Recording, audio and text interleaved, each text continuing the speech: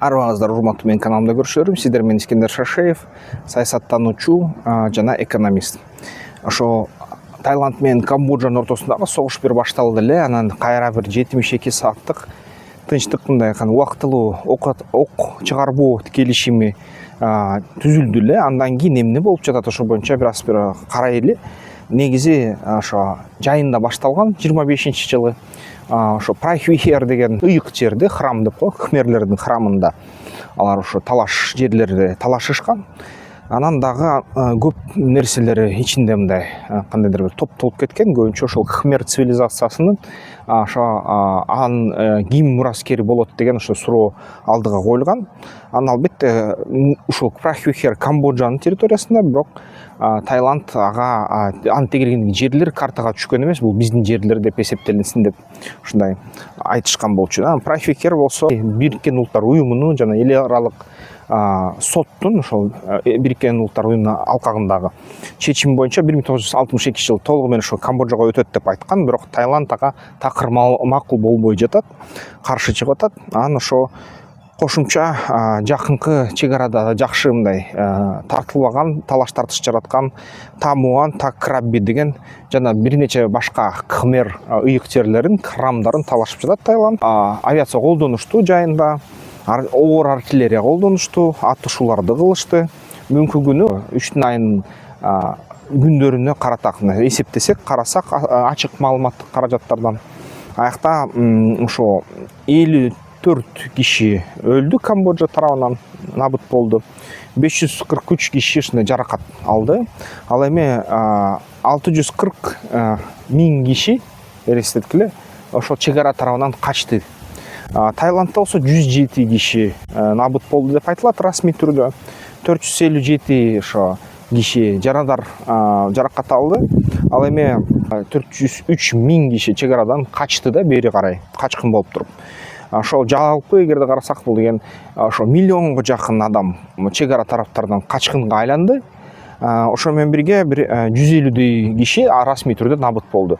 Эми практика көрсөтүп жатат, туугандар расмий түрдө дегени бул деген каттап мамлекет уруксат берип маалыматты массалык маалымат каражаттарга жазганга. Бирок чынын айтканда кээ бир конфликттерге мына түзмө-түз өзүм күбө болгом. Бир 500-400 киши өлсө 50 киши өлдү деп коюшат экен да, бир тарап. Неге ушундай билбейм, бирок расмий түрдө ушуну айтылат да. Эл болсо 400-500 киши өлгөндөй болуп жатат деп айтышат да. Бирок кээ бир учурда ага ишенбей койсоң дагы, расмий мындай барып туруп изилдесең дагы чын эле ошондой эле аз эле киши чыгат да, мындай документтер боюнча, көрсөтмөлөр боюнча.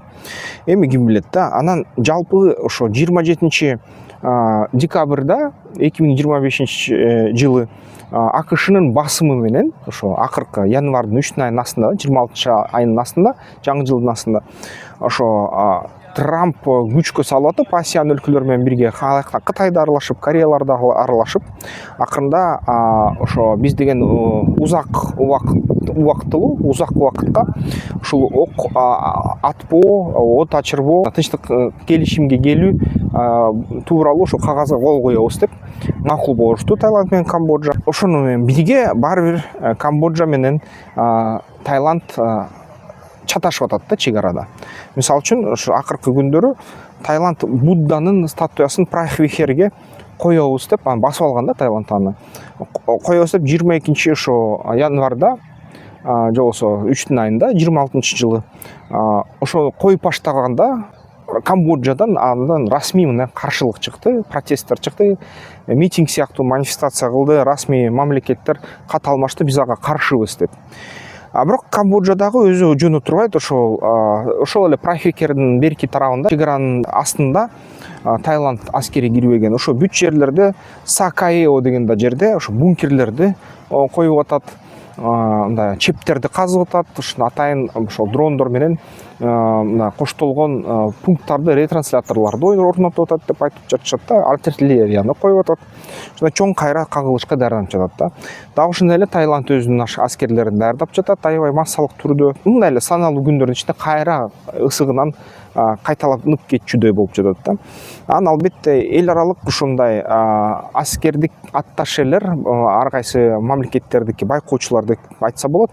Ошо Сакаевго барып туруп карап келишти дейт.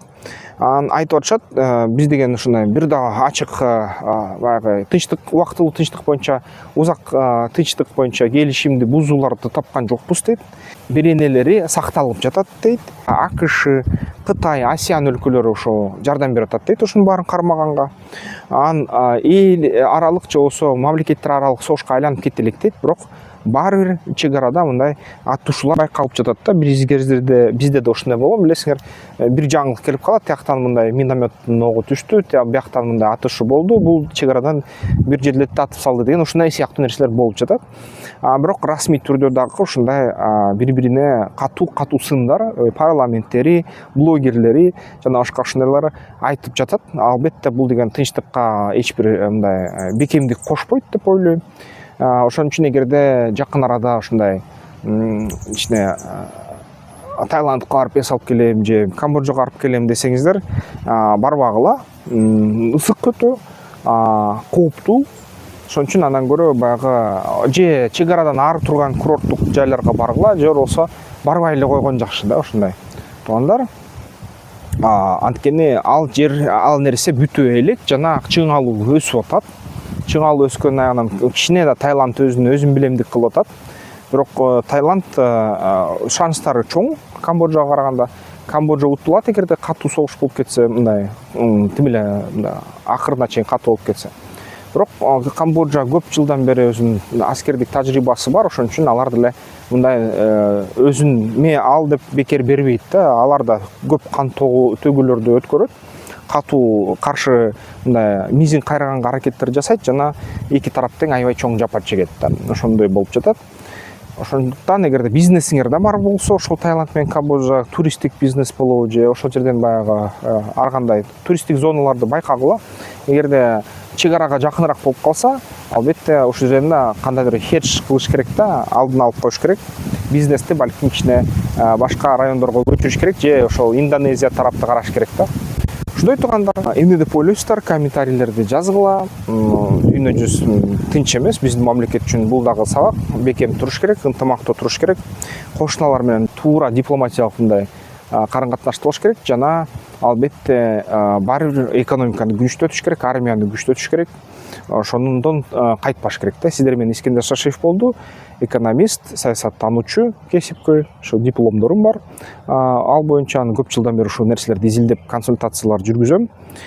Албетте экономикада да комментарийлерим көп, интернетте жазсаңар көрөсүздөр. Эмки видеолордон көрүшкөнчө.